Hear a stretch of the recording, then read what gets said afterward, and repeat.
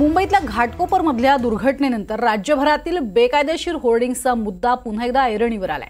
कल्याण डोंबिवलीमधील 90% hoardings बेकायदेशीर आहेत। या होर्डिंग्स विरोधात केडीएमसी कोणतीही कारवाई करत नाही असा आरोप विरोधकांचा आहे। घाटकोपरसारख्या घटनांची पुनरावृत्ती होऊ नये यासाठी महानगरपालिकेने तातडीने बेकायदा होर्डिंग्स हटवावीत अशी मागणी आता जोर धरते।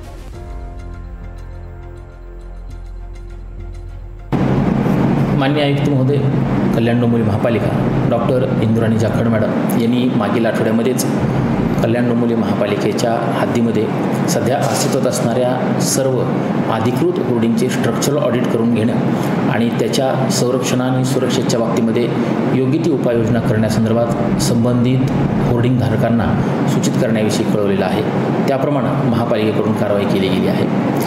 मुद्दा क्रमांक 2 जो अनधिकृत होर्डिंगच्या बाबतीमध्ये आपला प्रश्न आहे, त्यानुसार अनधिकृत होर्डिंग हे ज्या प्रभागामध्ये आहे त्या प्रभाग अधिकाऱ्यांना आम्ही ज्या अधिकृत होर्डिंगची यादी आहे ती दिलेली आहे आणि अनधिकृत होर्डिंगच्या बाबतीमध्ये त्यांनी कल्याण डोंबिवली महापालिकेमध्ये इतक्या मोठमोठ्या होर्डिंग दिसतात। या शहराचं विद्रुपीकरण झालेलं आहे। मी माननीय आयुक्त महोदयांना विनंती करेन की आपण IAS अधिकारी आल्यानंतर आम्ही सर्व कल्याण डोंबिवलीकर खुश झालो होतो की या कल्याण शहराचा कायापालट होईल आणि या कल्याण शहराचा कायापालट करण्यासाठी आपण सक्षम अधिकारी म्हणून या ठिकाणी कार्यरत आहात।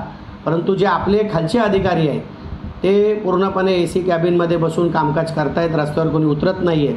आणि आज जर आपण रस्त्यावर पाहिलं तर ज्या होर्डिंगची नियमावली नगरविकास खात्याने 2022 साली बनवली होती त्याचं पूर्णपणे उल्लंघन करून 90% जवळजवळ अनधिकृत ज्या होर्डिंग्स आहेत त्या कल्याण शहरामध्ये लागलेल्या आहेत।